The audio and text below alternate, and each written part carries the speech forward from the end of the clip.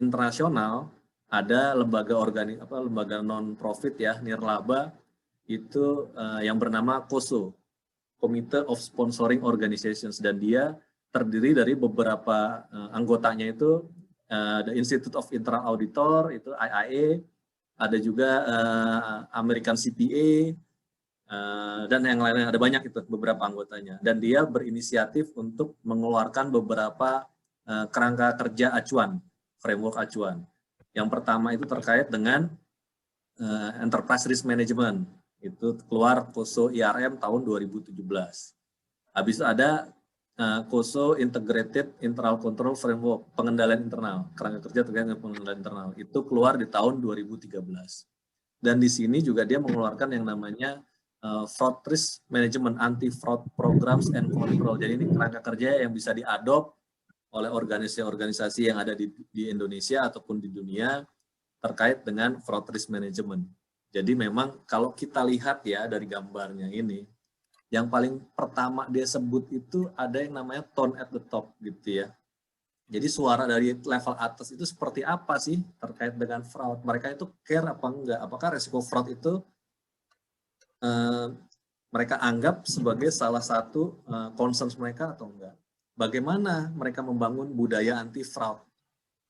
Itu yang penting. Makanya tone at the top menjadi salah satu yang utama atau yang pertama. Yang berikutnya itu adalah code of conduct sama ethics. Jadi ini tuh harus dibangun dan ini harus disosialisasikan dan diinternalisasi gitu. Karena kalau misalnya ini nggak ada, orang nggak akan tahu gitu apa sih perilaku yang baik gitu di organisasi ini. Bagaimana sih cara saya melaksanakan pekerjaan saya sehari-hari gitu.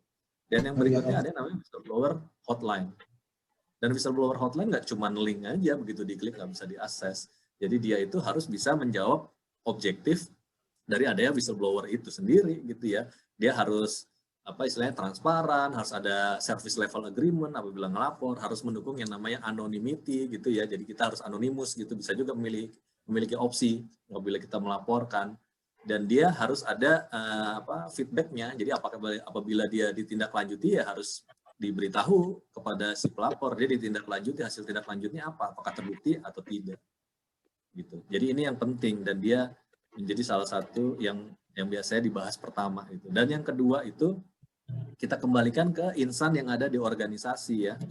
Jadi insan yang ada di organisasi harus bisa melakukan yang namanya fraud risk assessment gitu, melakukan identifikasi terkait dengan risiko fraud, melakukan penilaian ya terkait dengan risiko fraud, habis itu melakukan respons terkait dengan risiko fraud tersebut. Jadi apabila dia melakukan identifikasi terkait dengan risiko fraud, bukan berarti kita nuduh-nuduh bahwa dia itu melakukan fraud, enggak.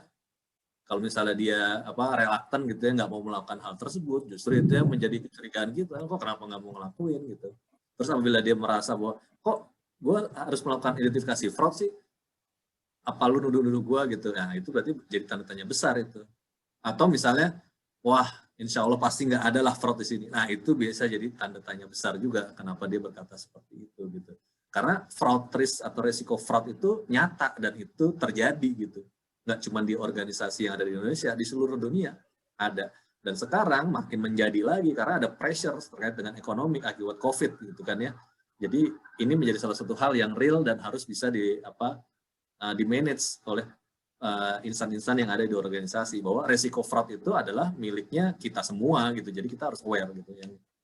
Yang berikutnya kita harus melakukan desain dan mengimplementasikan yang namanya anti fraud control gitu. Jadi apabila kita sudah mengidentifikasi resiko fraud, biasanya dan kita sudah melakukan assessment dan melakukan respon gitu, ada yang namanya modus operandi fraud tersebut itu akan seperti apa. Berdasarkan modus operandinya kita desain anti fraud controls-nya itu seperti apa, kayak gitu. Jadi misalnya mengimplementasikan sistem manajemen anti penyuapan, itu salah satu kontrol ya. LPSE misalnya procurement kita pakai e-procurement, habis itu semua approval kita pakai aplikasi gitu misalnya ya. Harus ada 4I gitu, ada orang yang berbeda dalam melakukan review terkait dengan satu hal gitu, itu menjadi salah satu anti fraud control. Dan ini harus kita desain di awal dan kita harus mengkomunikasikan hal tersebut secara ya, kalau mau sesuatu diinternalisasi kan kita harus ngulang-ngulang. Kayak anak juga kalau kita didik gitu, kita juga harus ngulang-ngulang ya sampai dia paham dan dia melakukan apa yang harusnya dilakukan gitu.